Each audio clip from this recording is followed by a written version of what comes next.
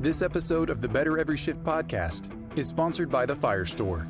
Learn more about getting the gear you need at prices you can afford by visiting thefirestore.com.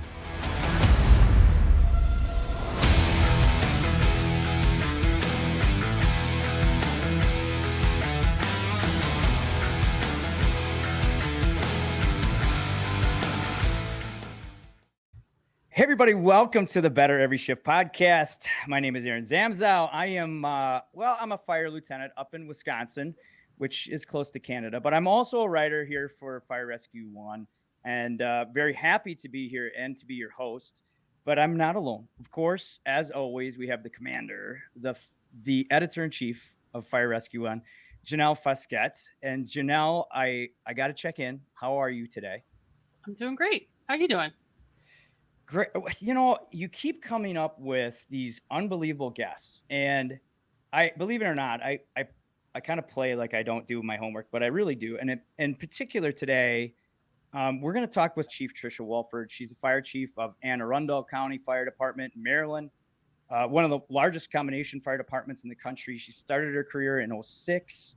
She was appointed chief of Anne Arundel in 2019, and she's the first VP for the IFC. So finally, I will get to say, Chief, welcome to the show. Thank you. It's good to be here. How are you guys? We're excited. We're excited to kind of just pick into that big brain and experience of yours. I actually want to start because, you know, you haven't taken like the traditional career path. So first and foremost, where did fire service start to come into your life?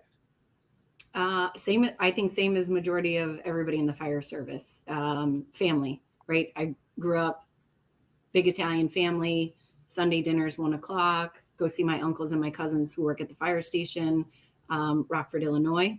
So your neck of the woods, go see them, right? They're cooking a big meal, which is like their late lunch, early dinner. Hang out there. There's pictures of me being, a tiny person and in my uncle's turnout boot and, him like leaning up on the rig with his foot up on the pump panel, drinking his coffee.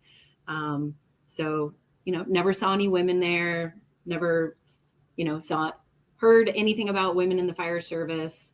But nobody ever told me no. And so, I don't know. I just think it kind of lives in your soul, right? You can't deny it. It's part of who you are. So even though there weren't any females there, you never thought, well, this isn't for females. You just thought, hey, this is something I could do. Yeah. I mean, they were giving them clothes. They were giving them, like, I would drag his turnout jacket around. My cousin, my uncle, both retired as drivers. And I thought it was great. Like, it was hands-on, it was communal. They were laughing and joking. I can remember the first time I saw him like get up and like leave the kitchen table, right? That commotion and everything that goes with it. And I think I was more captivated by like the firehouse than the apparatus because I have more visual memories of the firehouse. And then you kind of forget that and you go on with life and you go to college and you do whatever.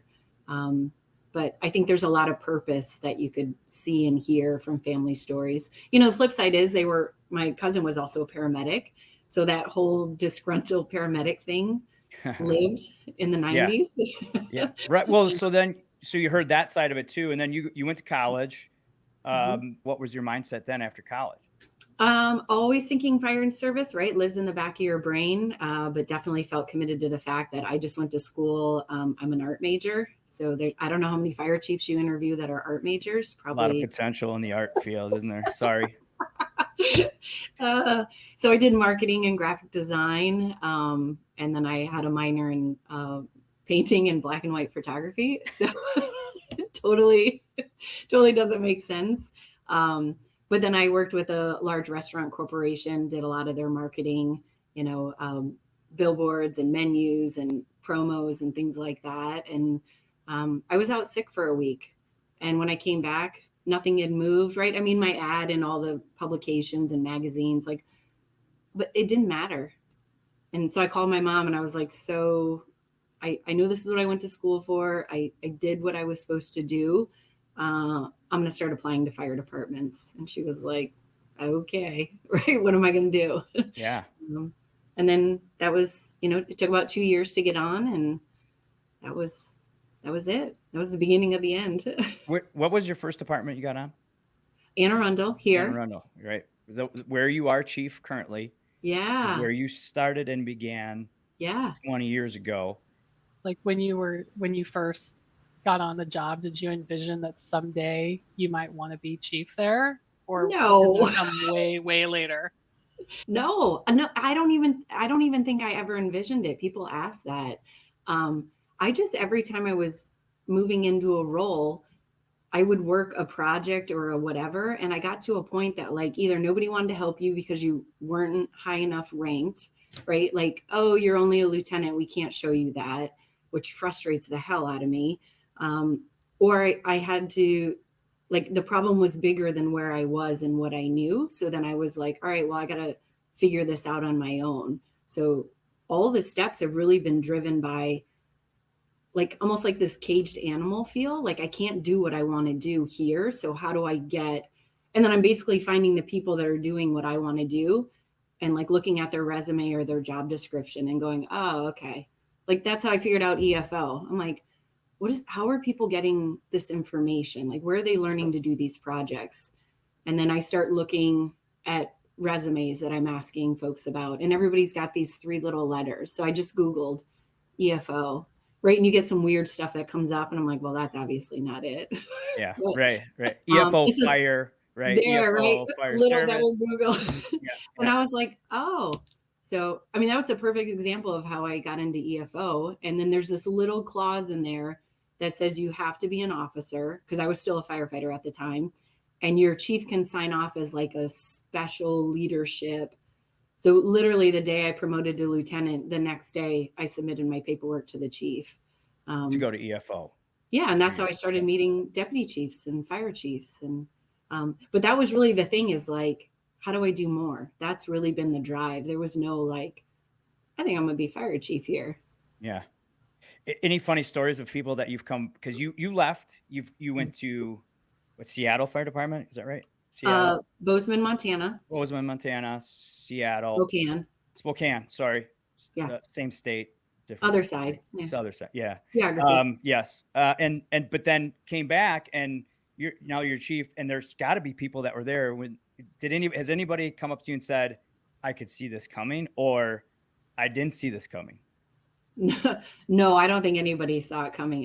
When you leave as a lieutenant, 3 years later to the date you come back as the fire chief, here that's 7 ranks you're skipping. No, I think there were a lot of people that were excited. There were probably more people that were not excited. I just did a retirement yesterday for one of the guys with 34 years.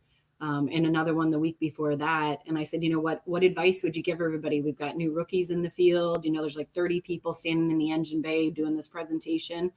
And he looked right at me, and he was one of my preceptors when I was paramedic.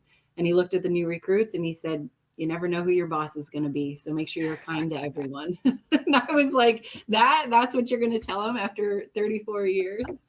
But what a great point, though, right? Like, you never saw that. And, you know, I think you see potential. People see potential within your members. So you obviously try to develop that. But, you know, sometimes everything kind of falls into play. And we'll come back to that, like how you got buy-in from, you said some people did like that you were there and some probably didn't. And we'll talk about how you got that buy-in. But in between there, you did something interesting. You kind of went to the dark side. You went to a different kind of industry altogether. Tell us about that a little bit.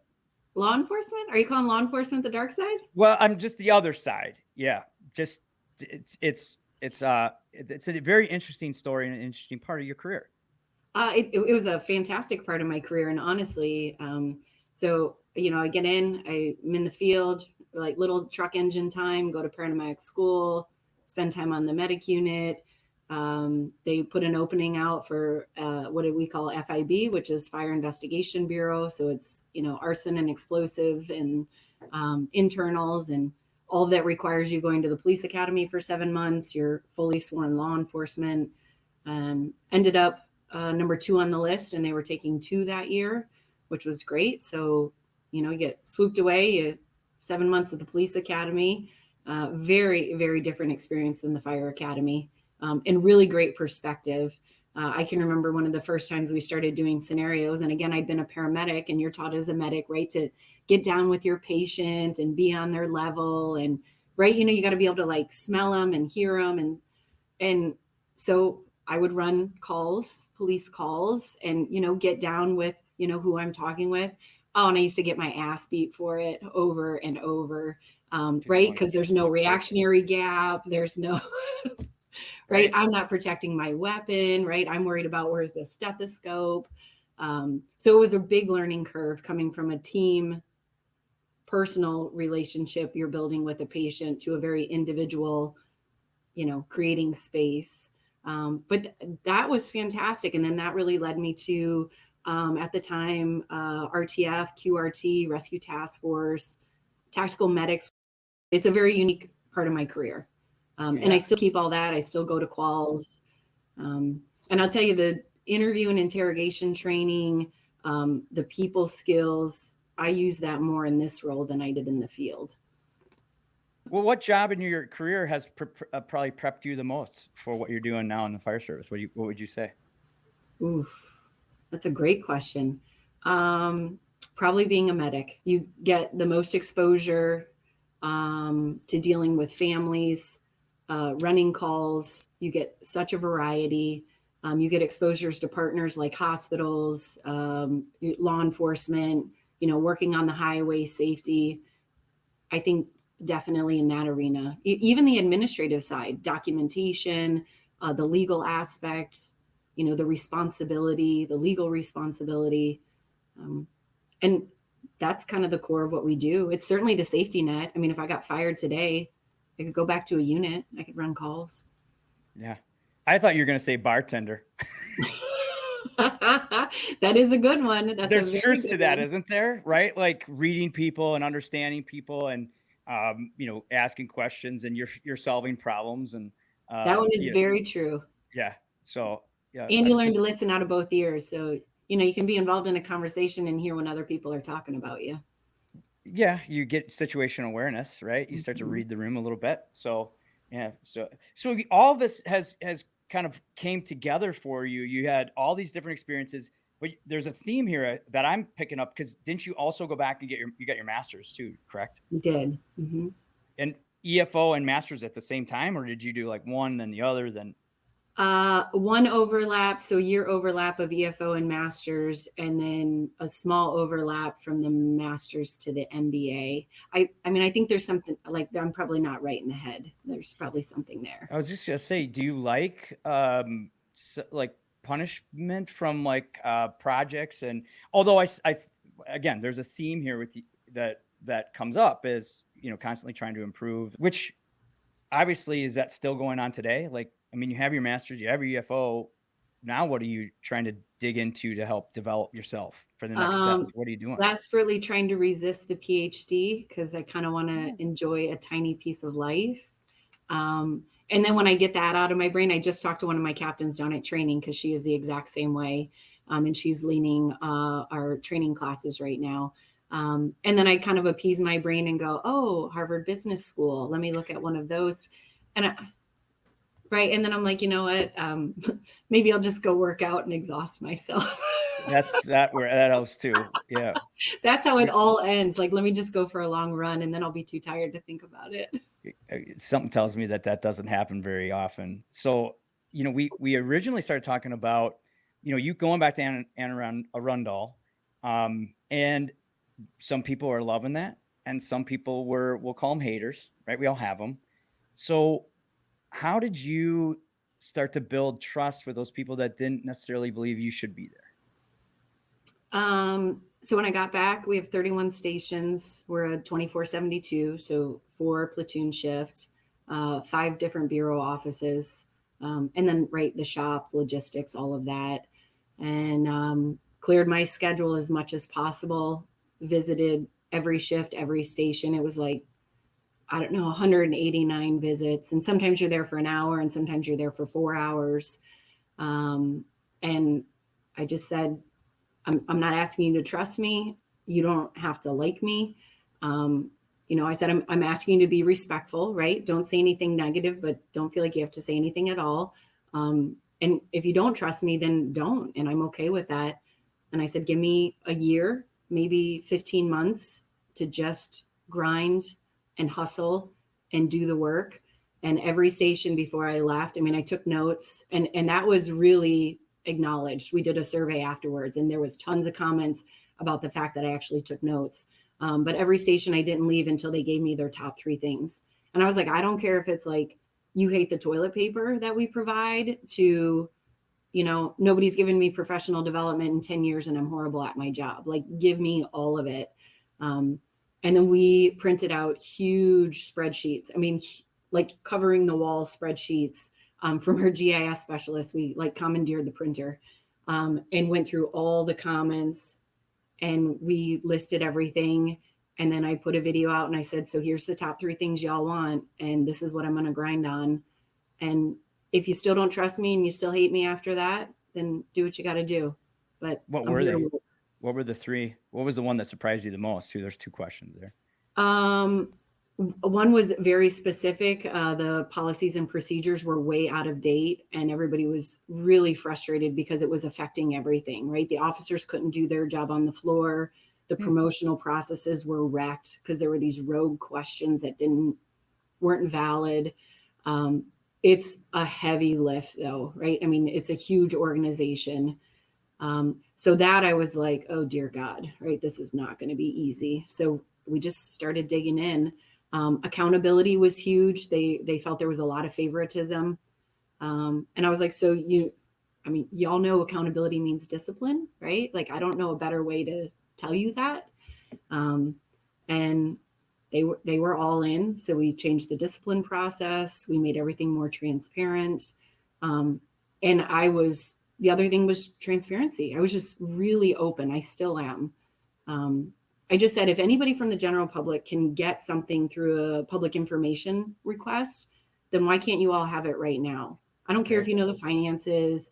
I mean, you can request 10,000 of my emails and read them. So if you want one of my emails, just make it easy on me and ask me, right?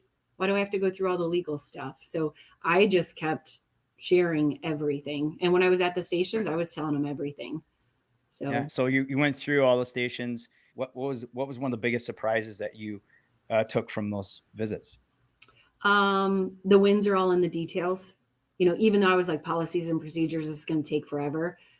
It was really the fine details of people feeling individually heard.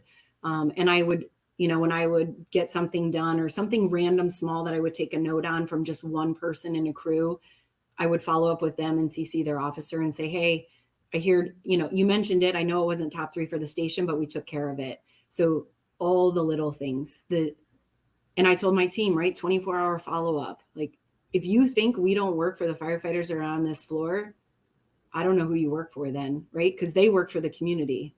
And if I can't give them what they need, what are you supporting, right? It's not me. I don't need stuff. They need it. Mm-hmm. Now, we're not going to cater to you when you guys are jerks about it, but Yeah, you have to be human. And I like you said, hey, don't take personal shots. No. Because that's not going to that's not good for anybody. Take a breath and make it constructive. But I'm sure you heard, so let's transfer into a little DEI and conversation, right? I'm sure you heard that at some point. And, okay, so this is a DEI hire. This is, and Janelle, we've had some great conversations kind of, off the screen here and behind the scenes, but I think it's a great time to bring this out. So you're going to all these stations and you're putting in a lot of work at this point, but you're still probably hearing you're a DEI hire. First and foremost, what would come to your mind when you'd hear that? And did you hear that? I shouldn't necessarily assume that you did, but well, in the beginning, yeah, because I was DEI. We got her because she's a woman, right? Somebody needed we've never had a woman fire chief or a female fire chief. Yeah. So I literally was living DEI. And then I was lucky enough in my region, Prince George's County, Tiffany Green came on after me. Joanne Runn came in Baltimore County. I know she was on your show. Christine Newhorn, her and I came in the same week. So we were the only state in the country to have 4 female fire chiefs chiefing over metro departments, right? And it got to the point, it was like, can we just get a plexiglass box? If you just put me out in front of headquarters, I need one of those little food holes like prisons, so you can just slide me a tray of food. Yeah. But you are literally paraded around like a thing. I mean, right? Like I got over here, see little Barbie over here? Yeah, female Barbie. She's there because she actually has the most accurate station boots on that I've ever seen of any type of doll. Oh, okay.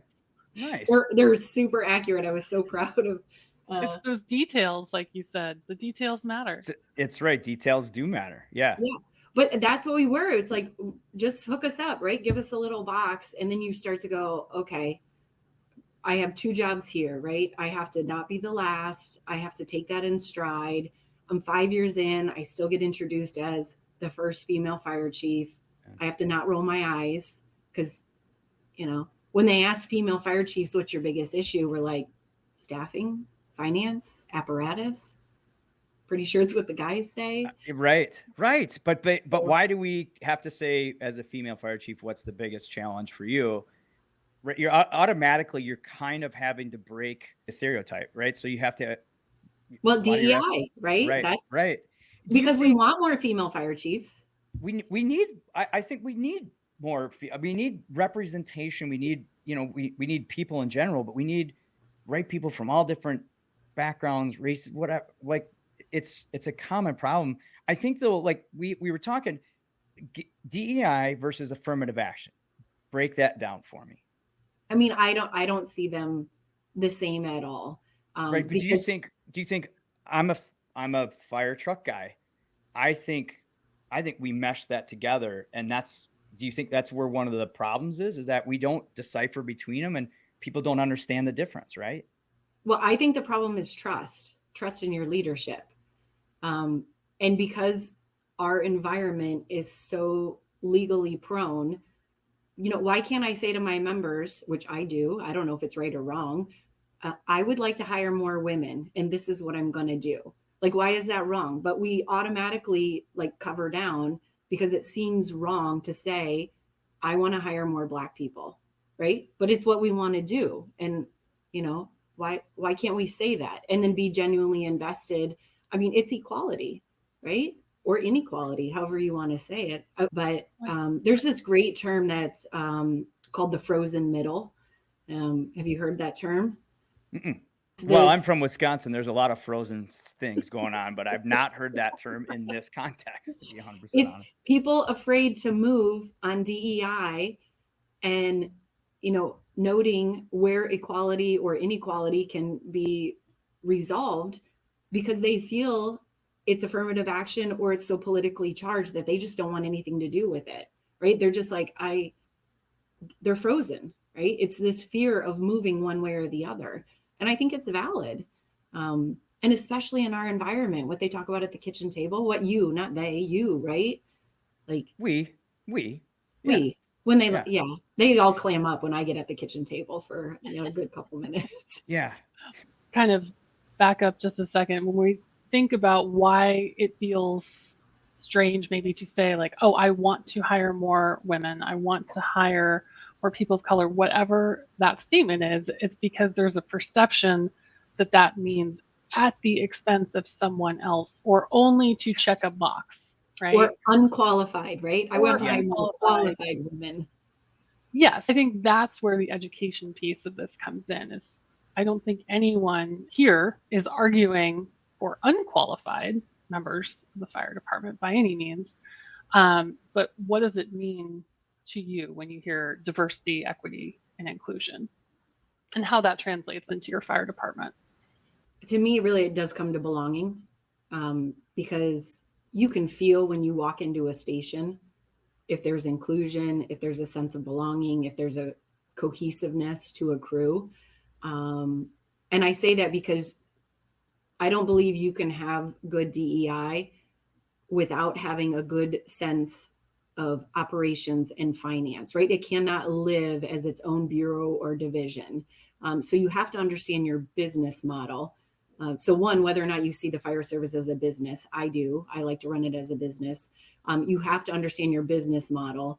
And then there is a a clear data-driven sign of when people are happy at work, when crews are productive because they feel they are seen and heard, or they feel what's individual about them, whether it's their race, their religion, their socioeconomic status, when they feel that is an acceptable piece of them and actually a true attribute to a team that nobody else can offer, that the productivity of that crew increases. And we see that in the field, right? That's when the non-communication happens and it truly looks like a symphony. Whether you're working a medical call and nobody's speaking, whether you're watching a fire ground unfold in front of an SOP, like you can see that. It's harder for us to measure that, but we do end up measuring it, right? Those are turnout times. Those are ROSC success rates. We do measure it and we see the success of crews. So for me, to go back to your question, the DEI portion is really an understanding of belonging and taking those unique pieces of people. And that might be color, right? That might be somebody saying, I'm the only Black female in this battalion, and that's important to me that I'm seen. Then we need to use that.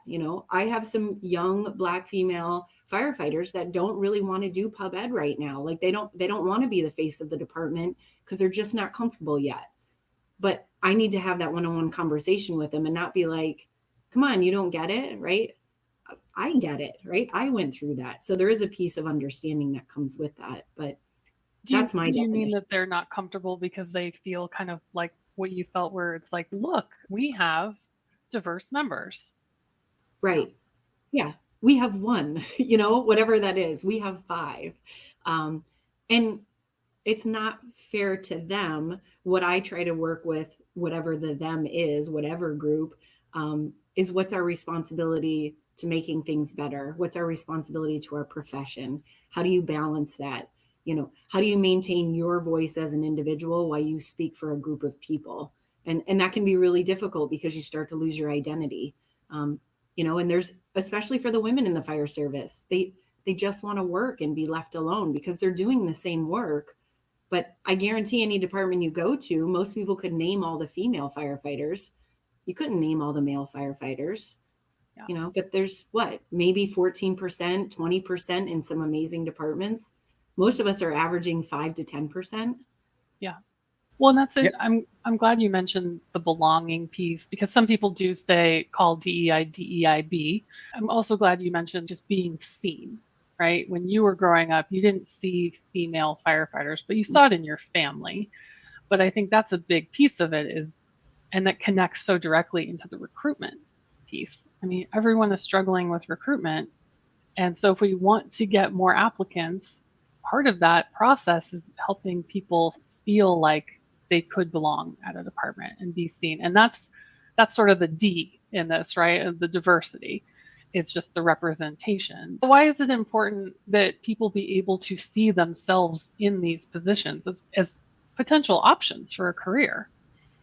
Well, I think that can go twofold right now, because one, we're just challenged with any people, right? Like, I mean, and now the game begins, nationally, when you're going, okay, who wants to do this job? We were in a bit of a luxury situation that we were going to be choosing groups of people. Now we're going, holy crap, nobody wants to do this, right? They don't choose us at all. For the first time ever, I had recruits leave an academy class because they were like, I didn't realize the cancer risk was so high. I'm not willing to risk that. It's not worth it.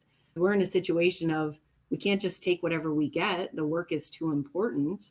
For me, the most important thing about diversity is people think different when they come from different places, right? When they're raised differently, when they experience things. I used to say to the academy class, if we put 10 dishwashers here and ask you all to load the same set of dishes, 10 plates, 10 bowls, whatever it is, every single one of you will load this dishwasher differently.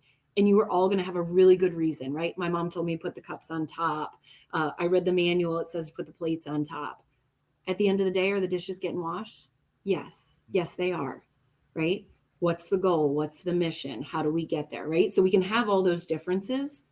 We have to get to the same end result. I think we're exhausted with DEI. I mean, from the standpoint of like, and and one thing you had said, yes, I'd like to hire more African Americans, or yes, I'd like to hire more females. I think like people in the field hear that and they're like, oh, so that means you're going to give favoritism. You're thinking, I want to harbor more qualified applicants that are African American, or harbor like and foster people that understand and are prepared for this. Whether and at this point, like you're saying, there's just a shortage of that all around. Doesn't matter, right? Which I think is, in a way, there's a lot of potential for us to make some huge strides from diversity and equity and inclusion in this, because we have to basically think the way that we market or never market. Or, well, I think that's right. That's the conflict.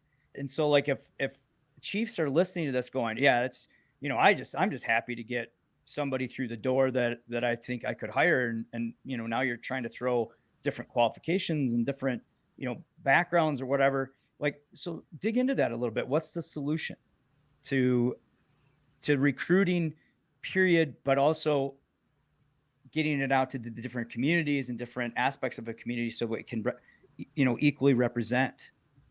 So I would agree. Marketing is definitely something the fire service doesn't do well. How we project our image.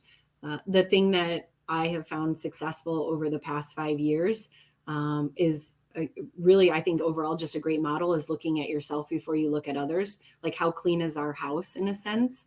The very first policy I changed here was inclusion. It was nail polish color, and it was hair for females, how they could wear their hair. And it sounds like, who cares, right? Who cares what color your fingernails are? Who cares how long they are? But it does translate, right? Because now I have a group of people that feel heard and seen. And I continue to talk to them about, and anybody. So everything went neutral, gender neutral. I don't care if you're male or female. You can wear red, green, orange, whatever color nail polish you want. And it made a big difference, because here women are, the night before their shift, frantically removing nail polish. Here they are on the back of the medic unit, right? Taking the little nail polish things out of the glucose monitor, not focused on what they're supposed to do because they're worried about getting in trouble. And if nail polish makes them feel more in control, more of a command presence, more powerful in their role, better decision-making, better identified with who they are, where they came from, do it, right? Why would I want a weaker version of any person and any individual? So those things resonate though. Maternity policies, lactation policies, mental health days, that word gets out. And I will say I'm incredibly proud of the team and the department here, because right now in the region, people know if you want to be heard and seen, you're probably going to want to work here. And that has nothing to do with my neighbors, but I'm very intentional about those smaller things that try to take care of people. When the women that were breastfeeding were like, why can't I get on the engine, right? I'm always on the medic unit because I know I can keep my breast milk cold on the medic unit. We talked to the shop and I said, find a cooler that will plug into the engine. So if they have to breastfeed on the go, if they get stuck on the fire ground, that they can keep their milk cold. They should not have to be mandated to a transport unit. If they're an officer, they need to be back on their engine as soon as possible, but they need to be comfortable that they're not sacrificing the food for their children that they're going to go home to in 24 hours. So I go back to the details of, and those are recruitment tools that we use. We're going to look forward to this and we're going to take care of this, and you're going to get female cut uniforms. And it's the little things, because everybody is hiring. So what do I have to compare myself to? Our salary is top notch. A 20-year retirement, we're doing better than most folks with 25. We have a drop. 19-year-olds don't care about a retirement and a drop, right?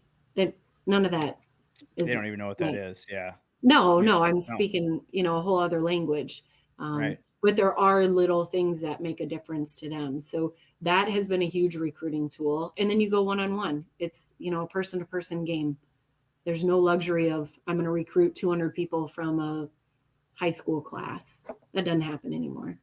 How do you get your members to buy into understand that they are probably some of the best recruits and marketing agents we have? They get that because they don't want to work with anybody subpar. You know, at the end of the day, I can hire who I think would be best. I don't work directly with them every day. So they feel pretty committed to like, I want to bring in somebody good because that's going to be the person that will potentially save my life, or that's going to be my officer in 5 years from now because I want to be a 30-year firefighter. So they're very good recruiters. They're very in touch. The Fire Store, equipping protectors with passion. Every decision we make as a company is about you, our customer. We wouldn't be where we are today without you, and we don't take that lightly. We understand that having the right gear can mean the difference between life and death. Our goal is to get you the gear you need, when you need it, at prices you can afford. Visit us at thefirestore.com for everything but the truck, and shop our family of brands, including Streamlight, MSA, Lion, Fleer, and more. Now let's get back to the show.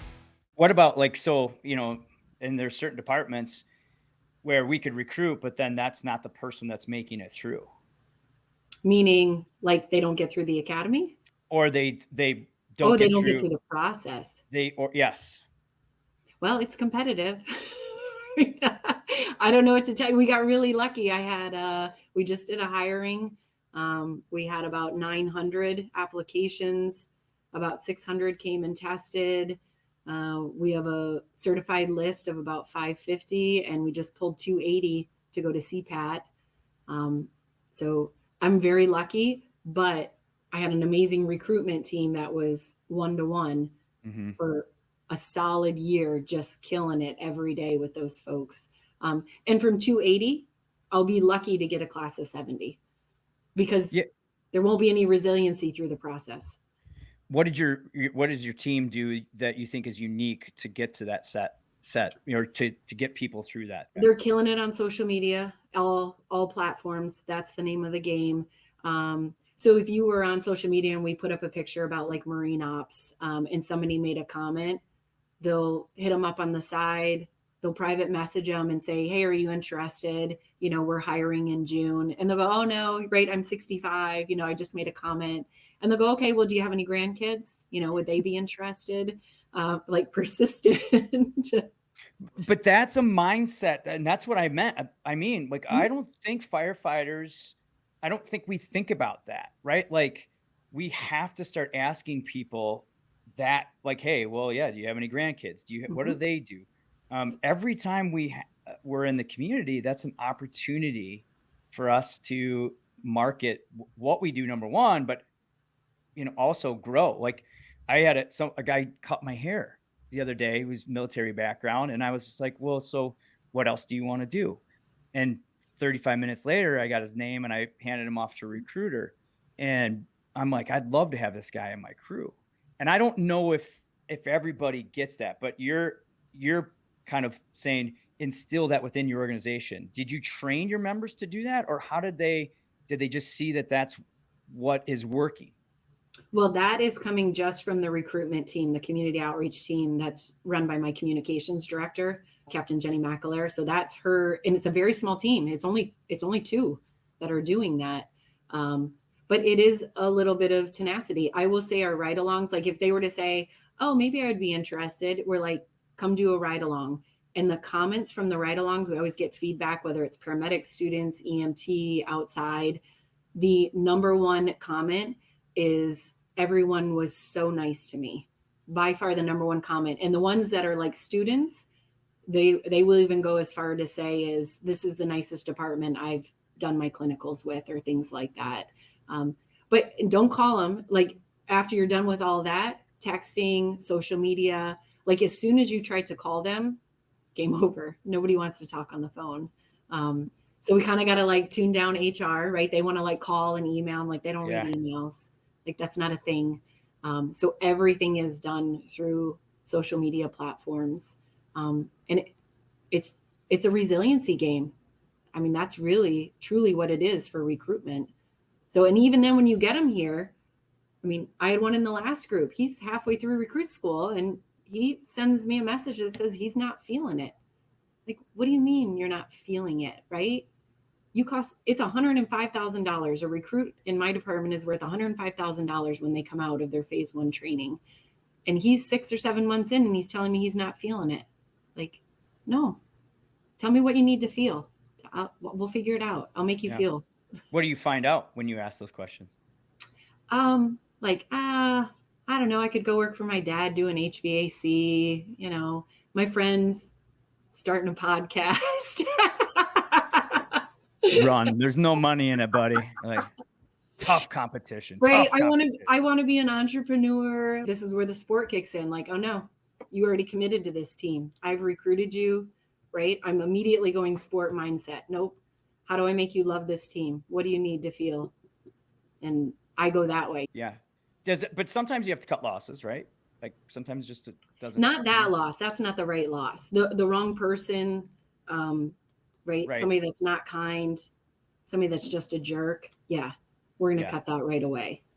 But if you see the potential within someone, you're going to go to that next level. Like you said, listen, ask questions, inquire, and then try to get those things addressed.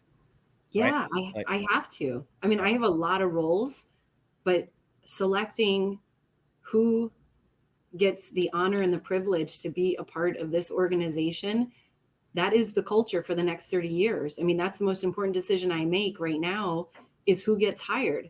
That is culture, right? That is DEI. That's the only way that an organization will grow in a healthy manner. So if I shoo that off to somebody else, for me, I don't know what other chiefs feel. I think that's my responsibility. And if it doesn't go well, then I have to take responsibility for it also. But what an incredible opportunity and honor, right? To get to choose how an organization is going to look when you're gone from this seat. It's really cool. I mean, it's by far the coolest job. What advice would you give to a chief that's listening to this going, God, that's got to be exhausting. It's a lot of work. It is, but I mean, we've raised our hand, right? I got this little badge on, right? People trust me with stuff, millions of dollars. I mean, what do you think you signed up for, right? I signed up to grind, do work, make big decisions. It's time. That's what everybody wants from you. So you just got to manage it. But I don't know. It's called leadership. I'm understanding this, and hopefully our listeners are too. And, you mentioned like with DEI, you're exhausted kind of with that term, right? We said that before. And, one of the ways that we really need to dig into the issue is just to listen to a lot of people and have conversations about it. If you were to rename DEI, how would you do that? How would you go about changing that? Because if it is a negative perception, which we found out for a lot of people, I think it's a misconception of what it really is. How would you maybe go about remarketing that? Because you said the importance of marketing also. Yeah, it's probably something along the lines of like, who do you think cares about what we do? Or, it's got to be something, if I'm marketing, right? It's got to be something like catchy that goes with fire and operations, right? Now, I'm not envisioning like flames blowing out behind us and things like that. But like, who do you think is really going to save your life? Have you done any work on the Cherry Road fire? Yeah. There's a thread there. If you ever want to dig into that, basically don't think that if there's differences of diversity in the station, that they don't translate into operations. Don't believe the myth of, well, it's all business when we get on the fire ground, because sometimes it's not, and those things transition. So I think it's got to be something about like, who do you want to your right and left, right? What does that look like for you? And that's probably more important of like who actually cares. And I think there's a lot of that in DEI of you really have to care about people and want to listen. Because the moment you listen to what they have to say, it tends to not be a negative, right? That's fear. Mm-hmm. Nobody gravitates towards fear. When you talk about DEI, they're like, oh, right? The paralysis, the fatigue, like. But is the reason why people are exhausted because of that? Like just the misconceptions or the misunderstandings about what it is? Is that why it's exhausting to you and Aaron, you as well? Politics. I think politics plays a role more heavily in our stations than it has ever before. And I think it becomes a one-sided thing. But I do think it's a negative, right? If I say I want to hire more women, I want to hire more qualified women into the fire service. Why is the first thought negative? Oh, you don't want to hire men? Like, why do we immediately go to the negative instead of going, why not? Right? There's only 5% women. Maybe we should hire some more. Great idea. What do you have in mind? But that's not how the conversation goes. So let's try to get through the people that believe it's one way. What would you tell them? Well, I would probably want to ask them, right? I would want to listen first. I would want to know, like, what is it? Like, what are they afraid of, or what don't they like about it? Or what is their experience that puts them in that mentality? So I would just be curious in a very genuine way. I can be a little sassy at times, but I would be very genuine about understanding, like, why does this bother you? Like, do women working next to you really bother you? And I'm all for an honest answer, right? If they say, yeah, I hate working with women, I think this is a man's job. All right, well, we're not really going to start there, right? Like, okay, so like, give me a little bit more. So I think I would start with trying to understand why. I think it's a really good reflective self-awareness question. Like, what is it? Is it just the term and you're okay with the concept of how this works? Then, okay, well, let's conceptually work on it. But I do go back to the trust in your leadership, because, if your leadership has BS'd you about other things, then you're always like, well, what'd they really do with the hiring process? Did they lower the scores, right? We hear that a lot. I bet they lowered the physical standards so these women could get in, and then you see them. And I spoke to the women. I just went to Horry County, South Carolina, and spoke at their graduation. And I spoke to the women separately. And I said, let's just call it like it is. If you all go to the station and you drill and you go to pull hose off the back of that engine and it doesn't move, you're weak. If the new firefighter does that right behind you, the white male, somebody loaded that hose wrong, right? Those are instantly the mindset. You're weak. There's a malfunction. Okay, what are you going to do about it? Last time I checked, we decided to enter into a predominantly male environment. So knock the little chip off, right? Let's fix it. Let's educate those you're working with and try to move forward. But again, it's in small doses of how you're going to be able to do that. And I guarantee whoever the she is going to work her ass off and earn the respect of that crew. And that has its own filtering. So I've got to do it from the top down. You all have to do it from the bottom up. We can't meet in the middle, right? Frozen middle. Here we are. We've got this huge gap that we can't get to. Yeah, I think there's a lot of self-awareness that needs to go along with this in people. And I love the fact you said, hey, I'll just ask, if someone's having problems with this, I think, right, like, what is the problem? And I think right away, people automatically just assume people got hired because of this, because they were this. And that's not anything that we're talking about. As I started to dig in this too, Janelle, we had some great conversations. It's about, wording of questions sometimes. People of different backgrounds may not read a question the same way. And what the DEI initiative is like, hey, we don't want that to be a barrier for anybody. So let's make sure we're at understanding everybody and making it equitable in that manner. But I also, as I've had more and more conversations, especially too, accommodating, breastfeeding, accommodating uniforms, right? Like, there was some data that came out and said women's cancer risks were higher because the gear wasn't fit. Like, how is that equitable then? Especially if we're trying to recruit females. Oh, by the way, come into a profession that's dangerous.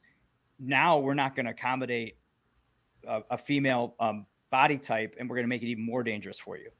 Like, we have to really do a self-awareness of what's going on. And and I've had this conversation. I've seen it a lot. You're exactly right.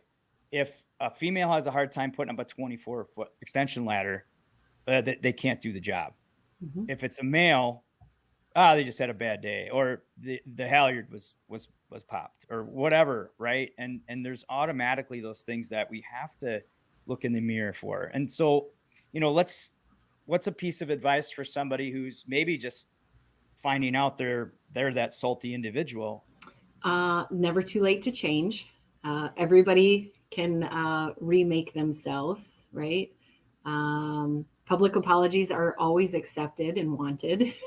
You know, the thing about firefighters is everybody can sniff BS in a minute. So the fact that they think that nobody knows that they are like that, for them to have that self-awareness moment and be like, you know, I should probably change my tune. There's probably 20 people they work with that are like, welcome, right?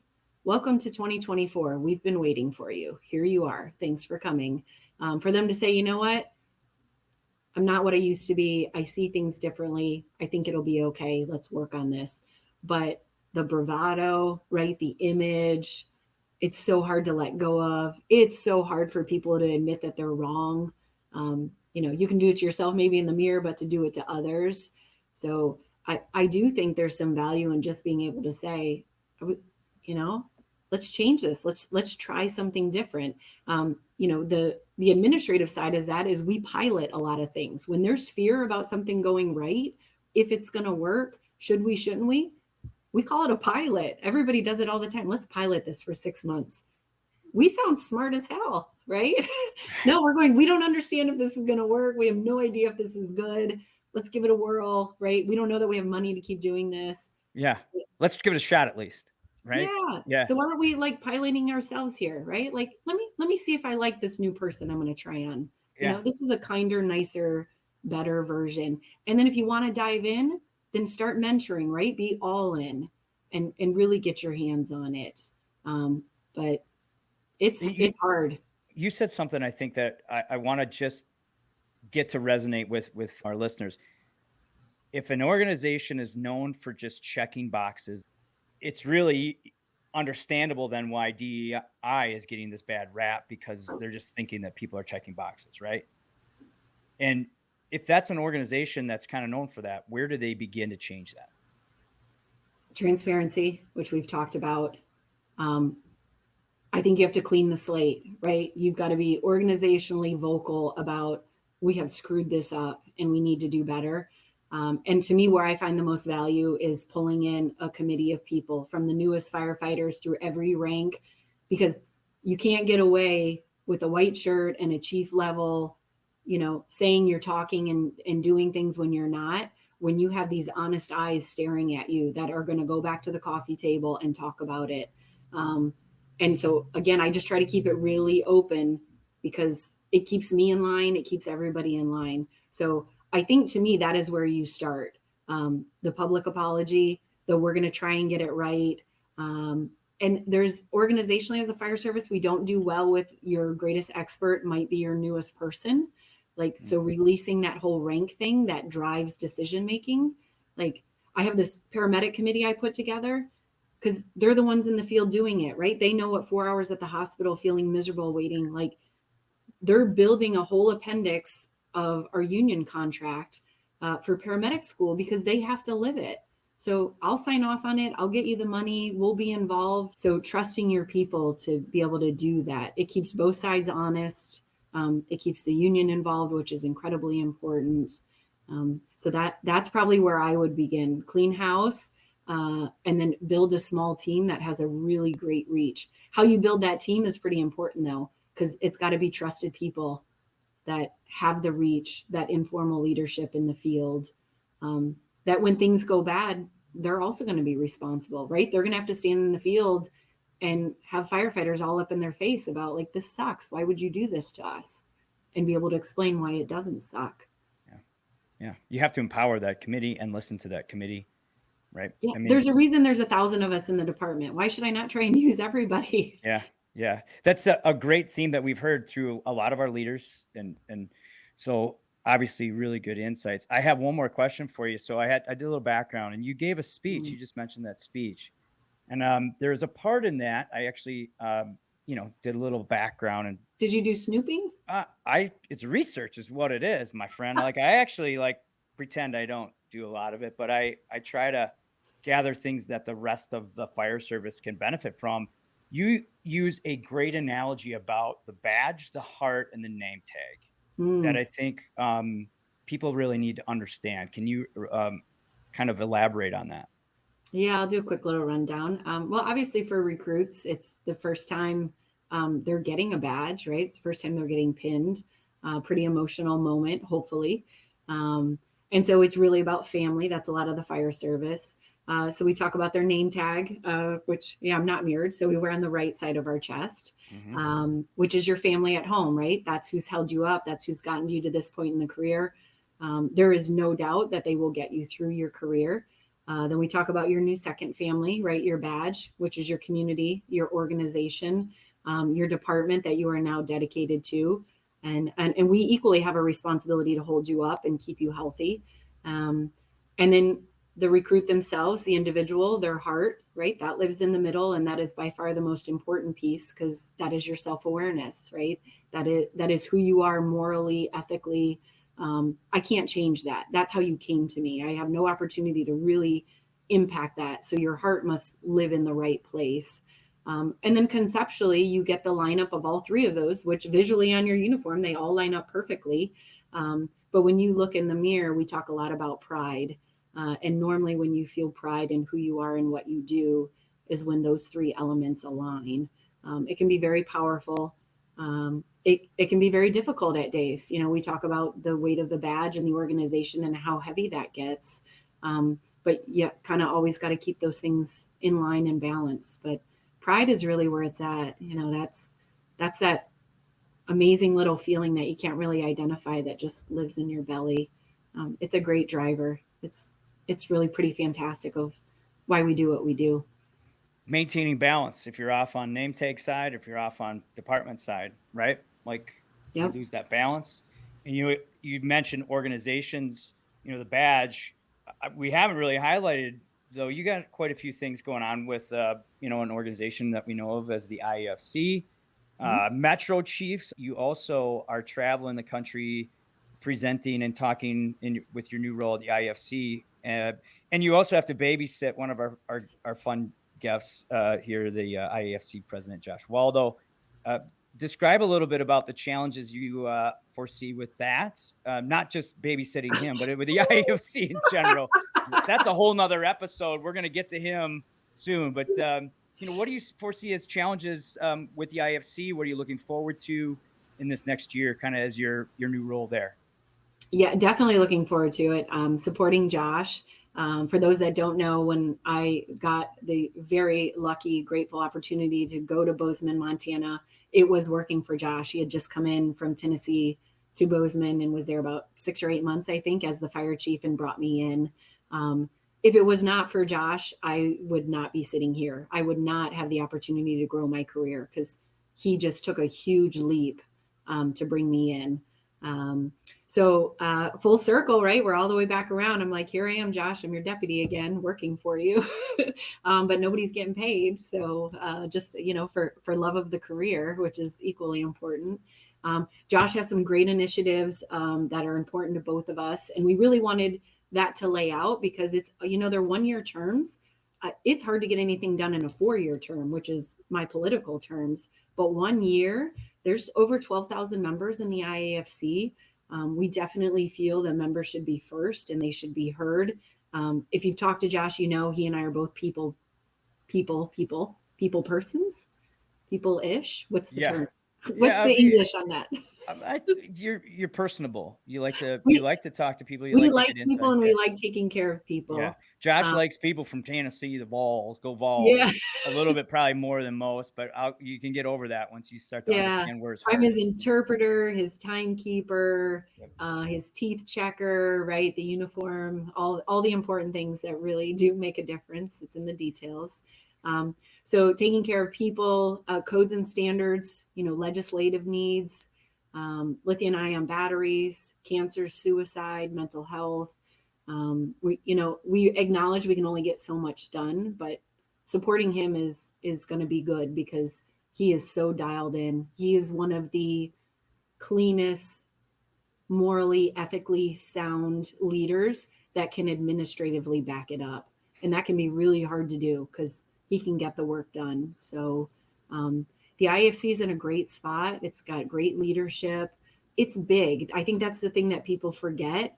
We're quietly big, and it's hard to turn a ship that is that big. So just trying to build on what John Butler did. And, Steve comes behind me, so we'll try and set him up really well and do what we can, right? I mean, this is what propels people. Like, another seat, how can I do more? How do I get more exposure? But the end game is, how do we do more for the newest firefighter coming into our world to really make them love a 25-year career, be proud of who they are, take care of their families, and be healthy. Chief, with the IFC's ascension model from second VP to first to president, it's inching closer. Does that create a sense of anticipation or excitement? What is that mentally like for you as it gets closer? You should ask my executive assistant, because the calendar is legit. It is. I'm excited to see where Josh can get and where I can pick up. So I do feel really in tune. Part of that is because of things that he believes in and wants to work on.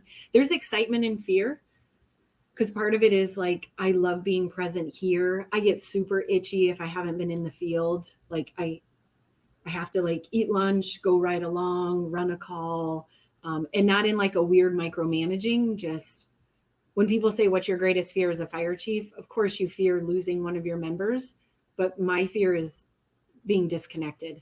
Like, I don't want to get so far away from what we say the floor, right? The bay floor, the engine bay floor, and forget why we support and do what we do.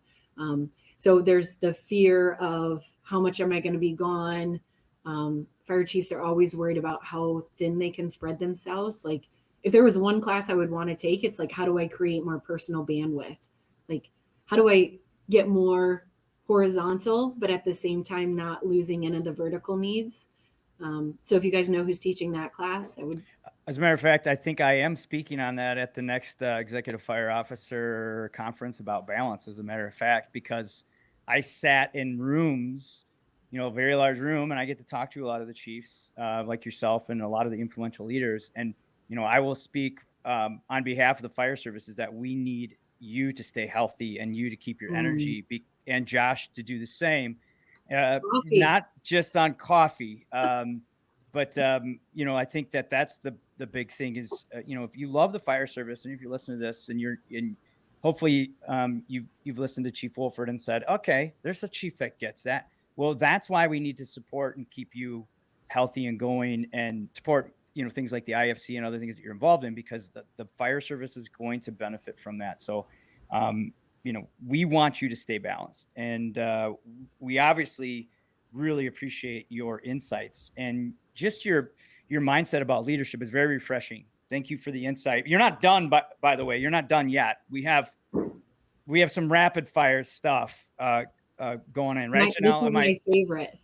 The hot seat questions. Janelle loves them.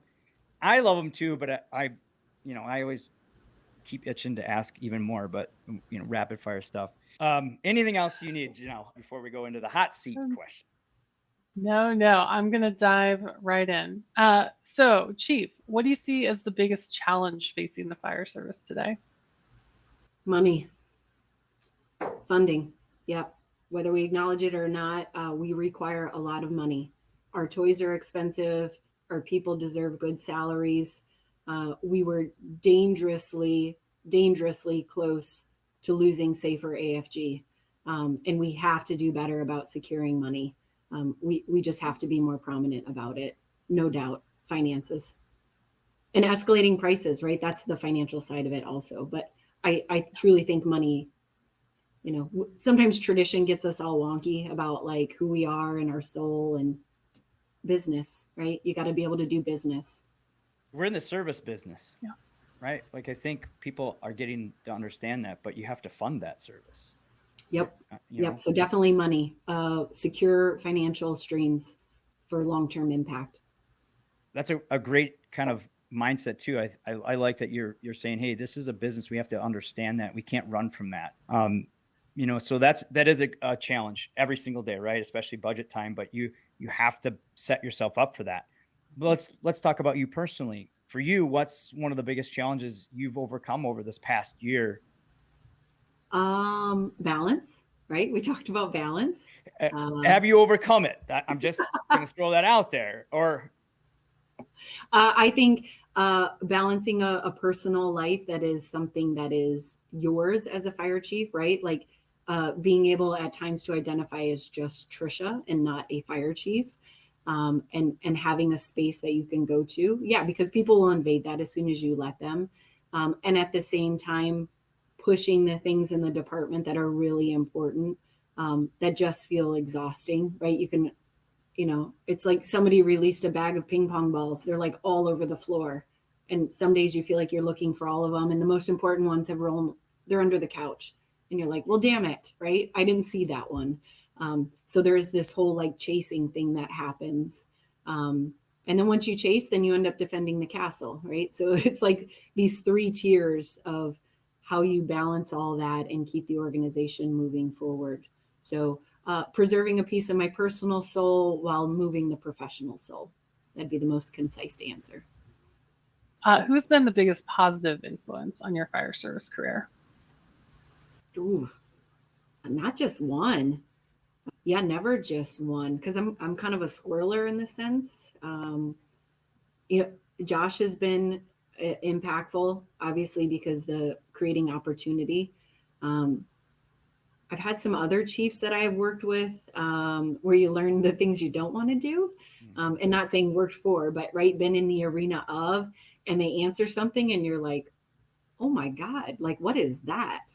So those things, I honestly can't say one individual. I was lucky enough, my operations chief was mentoring me, Larry Schultz out of DC, and he's my number 2 now. And he thinks he's not mentoring me because I'm the fire chief, but he's still mentoring me. I'm watching him all the time. And sometimes, I'm just, kind of moving around. And other times I'm like reading some of his emails going, oh, he's so good. Why can't I say it like that? So there's a multitude of people. But honestly, everybody I come across, I try to learn anything from, just to be real and normal and level-headed. Yeah. And, Josh was one of our first guests on the show, going back a while now, and he is returning. So everyone keep your eye out for that. He will be on the show in the next couple of weeks. I'll give you some good questions to ask him. Please. Yeah. Yeah. Give us a little dirt. I know him fairly well, but there's always a different avenue. You said always look for opportunities. So I'm going to take your advice there, especially when it comes to some research on.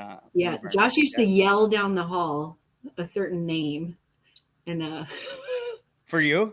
Yes, it's very PC. Yes. Okay. All right. He used to yell down the hall at me.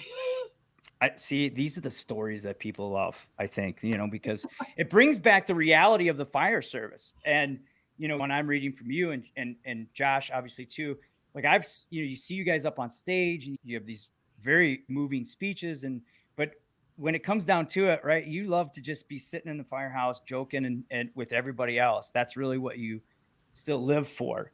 And, and a lot of times people lose that. And you said that's what gets you sick. Fire chiefs don't talk about having fun. Like, when's the last time you heard a fire chief be like, this is fun? Like, I think this is fun. We don't do ourselves any favors by complaining about emails and meetings, right? Because all your deputy chiefs are going to want a succession plan and move into your spot. No, you've just complained for 5 years. Yeah, right. But I think it's a blast. I mean, if you let it, maybe let it be fun. That's why we're so popular with chiefs, because they said they always have fun on this podcast. It's maybe because they're not having fun elsewhere. I don't know. I had fun this morning. I'll have fun this afternoon. I mean, that's on me, right? Your personal disposition, your happiness, I'm responsible for that. So, and if I wasn't having fun, then I should be leaving.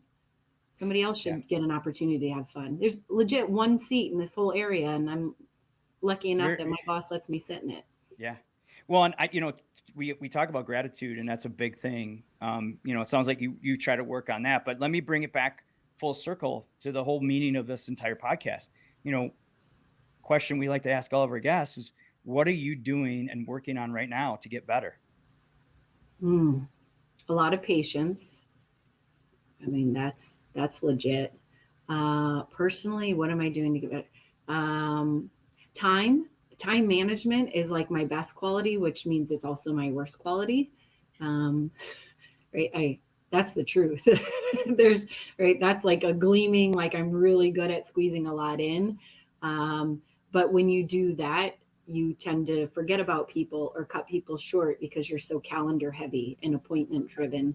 And so I need to be better at being less irritable, more patient about kind of those injects in my day. And we always let those happen. That's pretty normal in the fire service. But how it controls my mood and what I want to accomplish. Because there's so many things that we're so focused on wanting to accomplish, right? We need that euphoric release too of getting something done, that it doesn't get in the way with a 2-minute interaction with people, right? Knowing I have 2 minutes to run to the bathroom, I'm probably going to lose all 2 minutes to whatever doors are open on the way there. So, all right, I'll go to the bathroom in 2 hours instead. I don't know, right? Like, but mentally you have to like put yourself in that space sometime because you're not going to make the hallway. The hallway is a very dangerous spot for a fire chief. Well, I think when you embrace a leadership style like yours that you've reiterated throughout is that you want input, you want to listen, you ask questions to those around you. And of course, then people want to have conversations with you. And thank you for It's not doing being that. rude and how that, right? Because some people are pretty chatty, right? I got 2 minutes and they need 15. Yeah. Yeah. And that's, I can imagine that as a challenge. And, so I think all of us need to work on that a little bit too. I mean, you're just talking about just being present also. It's kind of getting back to that. So with that, thank you so much for being here. For those that are just listening to this, make sure that you tune in to our YouTube channel. You can see Chief Wolford. You can also email us, bettereveryshift@firerescue1.com. Let us know if we're onto something or on something. Really would love it if you could rate, review the show, and share it with someone in your crew or department or someone that you think could benefit from all the great wisdom that we have in our guests like Chief Wolford. I want to reiterate just something that I think really can resonate with the fire service and especially with leadership. You have to take time to connect and listen, make your members, make your team feel like they are valued. It goes a real long distance in making a positive impact and really helps us in the field feel supported. So Chief, thanks for that insight. And the other thing I really took was that you always look for opportunities to learn. And that's really what we're about here on the Better Every Shift podcast. We're about learning something, doing something, and sharing something to make you and those around you better every shift. Thanks for listening, everybody.